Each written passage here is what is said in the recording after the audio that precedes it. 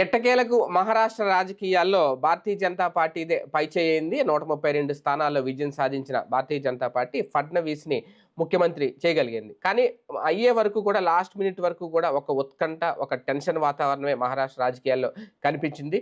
షిండే ఎలాంటి నిర్ణయం తీసుకోబోతారు, అజిత్ పవార్ వర్గం ఏం ఏం చేయబోతోంది ఇలాగే. కానీ ఒప్పించారో, మెప్పించారో, దారికి తెచ్చుకున్నారో మొత్తం మీద భారతీయ జనతా పార్టీ అయితే తాను చేయాలనుకున్నదైతే చేసింది. మహారాష్ట్ర రాజకీయాలు బీజేపీ ఎదుగుదలకు సంబంధించి ఒకప్పుడు బీజేపీ మహారాష్ట్రలో ఇప్పుడు చూసుకుంటా ఉంటే చాలా డెవలప్మెంటే కనిపిస్తుంది. శివసేనని పూర్తిగా పక్కన పెట్టి, అంటే పక్కన పెట్టడం అంటే మిత్రపక్షంగా ఉన్నా సరే తిన ఆధిపత్యం చూపించుకోవడంలో సక్సెస్ అయిందని అనుకోవాలా. బీజేపీ వ్యూహాన్ని మహారాష్ట్ర రాజకీయాల్లో ఎలా చూడాలి, ఇది అంశం మీద చర్చించే ప్రయత్నం చేద్దాం. సార్, మొత్తానికి షిండేని బుజ్జగించారా లేదంటే దారికి తెచ్చుకున్నారా? ఏం జరిగింది అనుకోవాలి రాజకీయం? షిండే తనకి తానుగా ఒక అపరిపక్వ నాయకుడిగా నిరూపించుకునేదాకా వదిలేసింది బీజేపీ కావాలని. అవునా? ఎందుకంటే పూటకొక మాట అనేటటువంటి కాన్సెప్ట్ని చూపించుకున్నాడు అతను. ఇప్పుడు తను ప్రజా నాయకుడు కాదు, ఒక ఉద్ధవ్ థాకరే లాంటి ప్రజానాయకుడు అనుకోవడానికి కాదు. ఉద్ధవ్ థాకరేనే ప్రజానాయకుడు కాదు. ఎందుకని? బాలాసాహెబ్ థాకరే కొడుకుగా తప్పించి అతనుకున్నదేంటి? ఇతను బాలాసాహెబ్ థాకరే అనుచరుడు. ఆయన ఆశయాలు, ఆయన ఆశయం సరిగ్గా నిజమైన ఆశయ సాధకుడైతే అసలు ప్రభుత్వంలో చేరకూడదు, పదవి తీసుకోకూడదు. బాలాసాహెబ్ థాకరే ఏ రోజున తన కుటుంబానికి పదవి తీసుకోలే. కింగ్ మేకరే కానీ కింగ్ కాదు. ఎవడు ముఖ్యమంత్రి అయినా వచ్చి ఆయన ఇంటి దగ్గరకు వచ్చి నమస్కారం పెట్టి ఆశీర్వాదం తీసుకునేవాళ్ళు. ఆయన అల్టిమేటం జారీ చేస్తే ఆగిపోయేవాళ్ళు.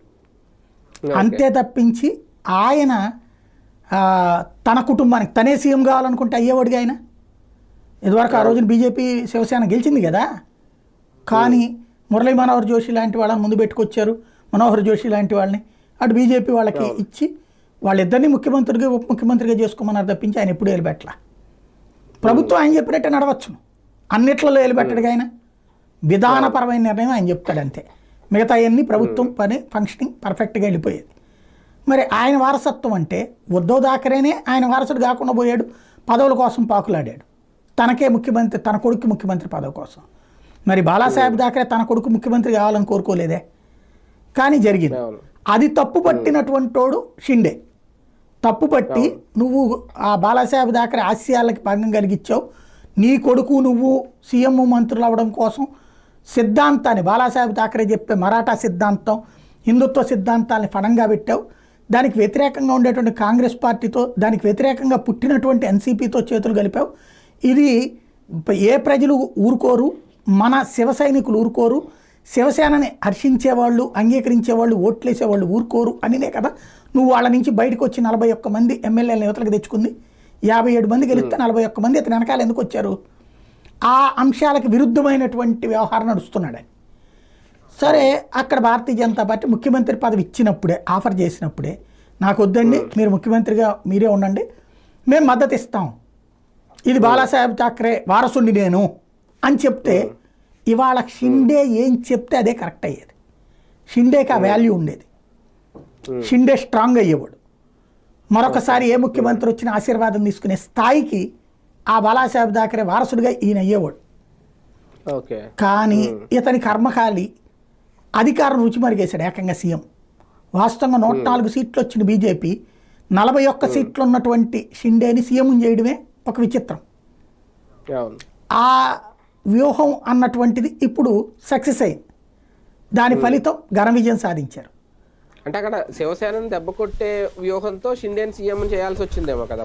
లేదు, ఆ శివసేన అప్పుడు ఆ రోజున ఇతనేమి సీఎం పోస్ట్ కోసం చీల్చుకురాలా. ఆయన కూడా ఊహించలేదు సీఎం అవుతుందని. కానీ అప్పుడు శివసేనని దెబ్బ కొట్టడం, ఇతను తీసుకొస్తే శివసేన ఏం దెబ్బ కొడతారు? వాస్తవంగా తనే తీసుకోవచ్చు, కానీ బీజేపీ అక్కడ వేచి చూసిన ధోరణిలో. ఎందుకంటే సింపతి రాకూడదు అంటే, బీజేపీ సీఎం తీసేసుకుంటే సింపతి వస్తుంది జనంలో. అలా కాకుండా ఆ సింపతి రానియకుండా ఉండటం కోసం తను త్యాగం చేసింది. అది బీజేపీ త్యాగాన్ని ఇతను చేతకాంతనంగా భావించాడు. బీజేపీ తెలివిగా వేసిన వ్యూహం అది. ఎందుకంటే అట్లాగా మధ్యలో మారిస్తే ఎదురు దెబ్బ తింటారు. ఫర్ ఎగ్జాంపుల్ కర్ణాటకలో తిన్నారు, చివరిలో ముఖ్యమంత్రిని మార్చినందుకు దెబ్బతిన్నారు. అదే యడ్యూరప్ప ఉంటే ఓడేవాళ్ళు కాదు. అంత దారుణమైన ఓటమి రావడానికి కారణం అట్లా ముఖ్యమంత్రిని మార్చడం. అలాగే తెలంగాణలో అధ్యక్ష అభ్యర్థి ముఖ్యమంత్రి అభ్యర్థి అయినటువంటి బండి సంజయ్ని పక్కన పెట్టడంతో దెబ్బతిన్నారు ఎలక్షన్స్ ముందు పెట్టేటప్పుడు. అందుకని అట్లాంటి పరిస్థితి కాకుండా ముందు జాగ్రత్త పడ్డారు ఇక్కడ. అది నడిచింది, ప్రయోజనం కలిగించింది. తర్వాత నువ్వు ఎలక్షన్స్ ముందు మేము ముఖ్యమంత్రి అభ్యర్థులం కాదని ముగ్గురు చెప్పారు. ఇద్దరూ కూడా అటు అజిత్ పవార్ కానీ ఇటు షిండే కానీ మా అధినాయకత్వం బీజేపీని అని చెప్పారు. మేము బీజేపీ అధిష్టానం చెప్పినట్టే నడుచుకుంటామన్నారు. అలా అన్నారు కాబట్టినే కదా అంత ఘన విజయం ఇచ్చింది ప్రజలు. మామూలు విజయం అది 230 స్థానాలకి పైనంటే కేవలం అవతలాలకు వచ్చిందేనని 50 లోపు స్థానాలు వచ్చినాయి. అంటే అంత ఘన విజయాన్ని ఇచ్చారు ప్రజలంటే బీజేపీ నాయకత్వంలో వీళ్ళని ఉండమన్నారు. దాన్ని ఈయన గ్రహించి ఫస్టే బీజేపీ ఎవరిని పెడితే వాళ్ళే సీఎం అని ఉంటే ఇతను శాశ్వతంగా ఒక బలమైనటువంటి వ్యక్తిగా నాయకుడిగా ఉండేవాడు. అలా కాకుండా ముఖ్యమంత్రి పదవికి నేను రేసులో ఉన్నాను, జనం నన్ను చూసి ఓట్లేశారు, 85 స్థానాల్లో పోటీ చేసినోడికి 50 వస్తే ఇతన్ని చూసి ఓటేసినట్ట, 150 స్థానాల్లో పోటీ చేస్తే 132 వచ్చినటువంటి వాళ్ళని చూసి ఓటేయినట్ట, మా ప్రభావంతో గెలిచింది, ఇలాంటి మాటలు మాట్లాడడం ద్వారా తనలో వచ్చినటువంటి అసలు సీన్ బయటపెట్టాడు. అక్కడ సీన్ ఏంటయ్యా అంటే తనలో అంటే ఏ బాలాసాహెబ్ థాకరే కొడుకు ఉద్ధవ్ థాకరే తన కొడుకు ఆదిత్య థాకరే కోసం పార్టీని పణంగా పెట్టాడు అని మాట్లాడాడు అతను ఆ రోజున. తీరా చూస్తే ఇప్పుడు తన కొడుకు కోసం తను కథ నడిపాడు. ఇక్కడ తన కొడుకుని డిప్యూటీ సీఎం చేయటం, హోంమంత్రిని చేయటం, లేదా తను సీఎంగా ఉండటం ద్వారా తన కొడుకు చక్రం తిప్పాడట్టు. షిండే ఉన్నప్పుడు అంటే బేసిక్గా ఒకటి సార్, బేసిక్గా వారసత్వ రాజకీయాలు బీజేపీ యాక్సెప్ట్ చేయదు కదా కూటమిలో. అలాగని వారసులందరినీ పక్కన పెడతదని కాదు, వారసత్వంగా నువ్వు నిరూపించుకో. డైరెక్ట్ కొడుకు కాబట్టి డైరెక్ట్గా సీఎంలు అయిపోబాక, లేదా ఎమ్మెల్యేలు ఎంపీలు అయిపోబాకండి. ముందు ప్రూవ్ చేసుకోండి, ప్రజల చేత యాక్సెప్టెన్స్ తీసుకోండి, ప్రజల మీద రుద్దబడద్దు అంటది. ఇప్పుడు కొంతమంది మాజీ ఎంపీలు మాజీ ఎమ్మెల్యేల బిడ్డలకు వాళ్ళ కుటుంబాలకు ఇచ్చారు పదవులు వాళ్ళు కూడా. కానీ శివసేనతో పొత్తు పెట్టుకోక ముందు కూడా శివసేన అలా బాల్ థాకరే నుంచి వచ్చిన పార్టీయే కదా, అప్పుడు మరి ఎలా పొత్తు పెట్టుకున్నారు? ఇప్పుడు షిండేని ఎందుకు యాక్సెప్ట్ చేయలేకపోయారు అనేది. బాలాసాహెబ్ థాకరే చనిపోయాడు కదా, ఆయన కొడుకుకి ఇచ్చారు, ఆయన కొడుకు ఆ పార్టీని నడుపుతున్నాడు కాబట్టి పొత్తు పెట్టుకున్నారు. అంతే తప్పించి వారసత్వ రాజకీయాల్లో వీళ్ళది కాదు కదా, అది వాళ్ళ సొంతం. అంటే ఇప్పుడు రాజశేఖర రెడ్డి ఎలాగో జగన్ అంతే కదా బేసిక్ గా. అంటే రాజశేఖర రెడ్డి కొడుకుగా అవుతుంది ఆ లెక్కనైనా సరే. ఇక్కడ అదే ఆయన చేతిలోంచి తీసుకోలేదు లేదు కదా పార్టీ. ఇక్కడ వాళ్ళు బతికుండగా ఫాలో అప్ వారసత్వాన్ని యాక్సెప్ట్ చేయట్లేదు. అది కొన్ని రకాల మినహాయింపులు ఇందులో, అన్ని చోట్ల అట్లా ఉంది అంటే కరెక్ట్గా లేదు. కొన్ని ఎగ్జామ్షన్స్ తప్పనిసరి పరిస్థితుల్లో ఎగ్జామ్షన్స్ ఇచ్చుకుంటోంది అనమాట, అందులో భాగంగా నడుస్తోంది. ఇప్పుడు ఇక్కడ ఏమైపోయింది, ఈ ముగ్గురికి మధ్యన అసలు తలనొప్పి వచ్చిందనమాట. ఇప్పుడు ఉద్ధవ్ థాకరే తన కొడుకు కోసం రాజకీయం నడిపాడు, తర్వాత శరద్ పవార్ తన కూతురు కోసం రాజకీయం నడిపాడు. వీళ్ళిద్దరూ వాళ్ళ పుత్రరత్నాల్ని పుత్రికారత్నాల కోసం అని చెప్పేసి అస్థిరం సృష్టిస్తే దాన్ని యువతలకు తీసుకొచ్చినోడు తను మళ్ళీ అదే కుటుంబ రాజకీయం కోసం బీజేపీని దెబ్బకొట్టే ప్రయత్నం చేశాడు. చేస్తే దానికి బీజేపీ అంగీకరించలేదు. వాస్తవంగా కనుక అత్యవసర మార్కులు వచ్చుంటే, ఏ 150 వచ్చుంటే షిండే అడ్డం తిరిగేవాడు, అవసరమైతే ప్రతిపక్షాలతో మళ్ళీ ఉద్ధవ్ థాకరే స్థానాన్ని ఆక్రమించుకుని ఉండేవాడు. షిండేకి ఇక్కడ దురదృష్టం వల్ల ఆ స్థాయి మెజార్టీ రాకపోవడం అవతల వాళ్ళకి. కానీ ఇక్కడ షిండేని బుజ్జగించడం ఏమన్నా జరిగిందా సార్? అజిత్ పవార్ వర్సెస్ షిండే అన్నట్టుగా అన్న రాజకీయం మారబోతోంది. ఇక్కడ షిండేకు ఉన్నటువంటి కడుపు మంట ఏంటయ్యా అంటే ముఖ్యమంత్రి పదవి రాకపోవడం, రెండవది హోం, ఆర్థిక, రెవెన్యూ శాఖలు ఈ మూడింటిని కూడా తనకు కావాలని అడిగాడు. అంటే గుండెకాయ ఇచ్చేయమంటున్నాడు, శరీరం నీ దగ్గర అట్టు పెట్టుకోమంటున్నాడు. బీజేపీ ఆ 3 మేము అట్టు పెట్టుకుంటామంది, వాళ్ళు గుండెలోనూ ఈ మీకు ఇవ్వమని చెప్పి. తర్వాత ఇద్దరు కొంత కాంప్రమైజ్ అయ్యారు. బీజేపీ ఇప్పుడు హోంశాఖ ఒకటే అట్టు పెట్టుకుంది, రెవెన్యూ శాఖ ఏమో షిండేకి ఇచ్చింది, ఆర్థిక శాఖ ఏమో ఇతనికి ఇచ్చింది, అజిత్ పవార్కి. అజిత్ పవార్ ఇక్కడ ఇతను అలగడంలో అది కూడా ఒక కారణం. ఆర్థిక శాఖ తను ఎక్స్పెక్ట్ చేస్తున్నాడు, రెవెన్యూ శాఖ అంటే కలెక్ట్ చేసి ఇవ్వడమే, లేదా ఈ పట్టాలు గిట్టాలు ఇట్లాంటివి ఇవ్వటం. ఆర్థిక శాఖ మనకు కావాల్సిన వాళ్ళకి ఫండింగ్లు ఇచ్చుకోవచ్చు, బిల్లులు క్లియర్ చేస్తే డబ్బులు సంపాదించుకోవచ్చు, దానికోసం ఆశిస్తుండొచ్చు. అంటే అజిత్ పవార్కి ఆర్థిక శాఖ ప్లస్ డిప్యూటీ సీఎం. అజిత్ పవార్కి ఆర్థిక శాఖ డిప్యూటీ సీఎం, ఈయనకి రెవెన్యూ శాఖ డిప్యూటీ సీఎం అనమాట. అదే అంటే ఇంకా ఇద్దరు డిప్యూటీ సీఎం ఇంకా. అంటే ఇద్దరికి సమన్యాయం చేసిన ముగ్గురు కూడా మంచి తలకు ఒక్కొక్క మంచి శాఖ నట్టు పెట్టుకున్నట్టు. ఇంకోటి స్పీకర్ బీజేపీ దగ్గర అట్టు పెట్టుకుంది, శాసన మండలిలో స్పీకర్ వీళ్ళకి అప్పచెప్పింది. ఓకే, ముగ్గురిని బొజ్జగించింది. కానీ ఒకటి సార్, భవిష్యత్తులో మహారాష్ట్ర రాజకీయాలు ఆంధ్రప్రదేశ్ రాజకీయాల మీద ఎలాంటి ప్రభావితం చూపిస్తాయి, బీజేపీ ఆ తరహా వ్యూహం రచించడానికి ఎన్నాళ్ళు పడుతుంది అనే చర్చ కూడా నడుస్తుంది. ఎందుకంటే అక్కడ ఎన్సీపీ, శివసేన, బీజేపీ, ఇక్కడ టీడీపీ, జనసేన, బీజేపీ, ఇలా చూసుకున్నప్పుడు ఆ తరహా రాజకీయాలైనా భవిష్యత్తులో ఆంధ్రప్రదేశ్లో చూడగలుగుతామా? ఆ ఛాన్స్ ఉండదు. మీరు అసలు దీన్ని ఎట్ట కంపేర్ చేస్తారండి? అక్కడ ఏంటంటే చీలు వచ్చారు, ఇప్పుడు తెలుగుదేశాన్ని చీల్చి వచ్చేది ఎవరు, జనసేన చీల్చి వచ్చేది ఎవరు? అజిత్ పవార్ చీల్చి వచ్చాడు ఎన్సీపీని, షిండే శివసేన చీల్చి వచ్చాడు. ఇక్కడ అట్ట చీల్చి ఎందుకు వస్తారు ఎవరైనా సరే? 3-3 అంటే ఆ లెక్కలోకి రాదు కదా. రెండోది అసలు అక్కడ దానికి ఇక్కడ దానికి సంబంధం లేదు. అక్కడ BJP strong party from the beginning కూడా. అంటే ఒకప్పుడు శివసేన స్ట్రాంగ్గా ఉండేది, శివసేన నుండి యువతలకి చీల్చుకొచ్చినటువంటి భారతీయ జనతా పార్టీ, అంటే తను సొంతంగా ఎదుగుతూ వచ్చిన భారతీయ జనతా పార్టీ 30 సీట్లు తీసుకున్న స్టేజ్ నుంచి వాళ్ళ కూటమిలో సింగిల్గా పోటీ చేసి 288లో కూడా పోటీ చేసింది లాస్ట్ ట్రిప్ 2014. కాకపోతే పూర్తి మెజార్టీ 122 వచ్చింది. ఇప్పుడు బీజేపీ అర్థం చేసుకుంది అంటే కొన్ని బెల్టుల్లో మనకి ఇంకా పట్టు రాలేదు, ఈ మరాఠా ఫీలింగ్ లేకపోవడం వలన, లేకపోతే కనుక సరైనటువంటి నాయకులు లేకపోవడం వల్ల అని గ్రహించి కూటమి ప్రభుత్వాన్ని నడుపుతోంది. అక్కడ అది కీ రోల్, మెయిన్ రోల్, మిగతా వాళ్ళు చిన్న రోల్.